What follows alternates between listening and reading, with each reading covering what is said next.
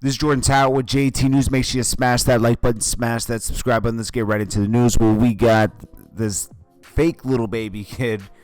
He's putting out songs that sound exactly like Little Baby. He's a white kid, and Little Baby questioned, like, is this a joke or is it serious? He sounds exactly like Little Baby. I mean, it's pretty good, but he vowed to change his he had changed the way he's flowing and everything to not sound like Little Baby so he can start his own career. Because, there's a lot. That's like a trend going on. You got, fake Drake, fake Little Durk. Now we got fake Little Baby. It's too much, man. It's like, you're not going to create a long career doing that. The kid can rap. He can. I mean, as far as that genre, like that type of Little Baby type of rap, he can actually do that. He just has to switch it up a little bit. Then we got Pete Davidson and Kim. They're going hard with the Hulu show, showing their relationship. Kanye is looking lonely on the side of the road. It's not a good look, man. I don't know. It's like we all knew that was going to happen. I mean, it was pretty obvious. So it is what it is. I mean, it was just a matter of time. Then we got NBA YoungBoy. Obviously, he's found not guilty in California of a gun charge, but he still has another gun charge to fight in Louisiana. So he's still on a house arrest type of situation. I cannot Lawyers for Workers, the guy that's always commenting on rappers' cases. I think he does a lot of accident. He represents a lot of people in the state of New York on labor disputes, right? But he flew all the way to California to announce the NBA YoungBoy verdict for his Instagram page. I mean, it's smart. He's keeping himself. I guess he gets a lot of attention from that, and people do get addicted to attention. I'm not faulting him for that, but can you imagine? He flew all the way out there. This guy's dedicated to the clout, which is fine. It's fine. I appreciate his takes on everything because he does know the law and everything, and I think we all... it's like him and that other guy that's on YouTube that breaks down people's cases. I mean, it's nice to have a lawyer breaking down the case, but that's funny. So I wouldn't have flown to LA. I mean, to announce the verdict with a bunch of children. Anyways, we got Lil Wayne, Mac Man. We already know. GILLE tried to go in the room and say what up to them. They got kicked. That was all on video, and he got kicked out the room. Acme commented on it. Then Rick Ross got into the comments and said something about it because Rick Ross is always going to defend Lil Wayne, right? So GILLE had that pent up and is for a month and said something about it recently. And then him and Rick Ross have been going back and forth, right? He's going at Rick Ross. Now the latest thing he did with Rick Ross is he commented on Meek's deal, right? So what that shows you there, so Meek Mill recently got released from Roc Nation management, but he was very clear that now a couple months back, just to keep give a little more backstory, he was very vocal about his record label sabotaging his last release and this and that, and all these, and then he's never been paid from rap and all that. That goes on MMG too because it's MMG/Warner, right? So MMG has some, even though it's just an imprint, it still has something to do with it, right? So it's a slight towards Rick Ross, right? So GILLE brings that up and says, "Oh, you got Meek Mill in a bad contract, blah blah blah." That means there's some validity to that, even though Meek Mill denied it in a recent post after he announced his depart from Roc Nation management, right? Now, he's talking too much because that's an off-camera conversation that he probably had with Meek, and it shows that that's a real problem. And you know how I feel about that? I feel that nobody wanted to sign Meek Mill back then.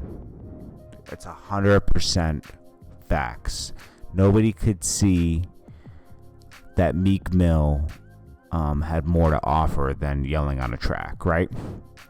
I shot a few videos with him back then, and then Rick Ross picked him up right after it. Rick Ross is good as a good A&R, so he knew he could do something with Meek Mill. So you would think Meek would be Meek after he got signed with Rick Ross, started feeling like he was Rick Ross.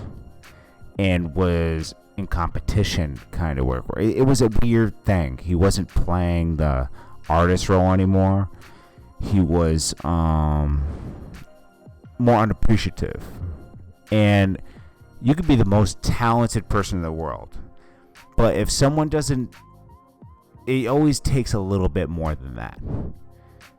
You could be the most talented person in the world, but if nobody sees or hears your talent, it's unknown, you know? So sometimes it takes someone to believe in you and put you in the forefront. I've never heard Rick Ross doing bad business. He's not the one paying Meek Mill anyway, so I don't know why Meek even involved that. He just sees a percentage of the deal. That's it. He gets his checks from Warner. So I guess Meek's going indie now or whatever, but GILLE needs to stop, because this all stems from him hating on Lil Wayne because they got him out of Young Money. Well, it wasn't even Young Money there, it was Cash Money. And he was taking writer's credit. And he was trying to discredit Wayne, and it didn't work. So he's still bitter about that. And they're still bitter about it because you're taking someone's credibility away, you know? You were trying to destroy his career. Do you think you're ever going to be cool with him again? You shouldn't even have tried to say what up to him.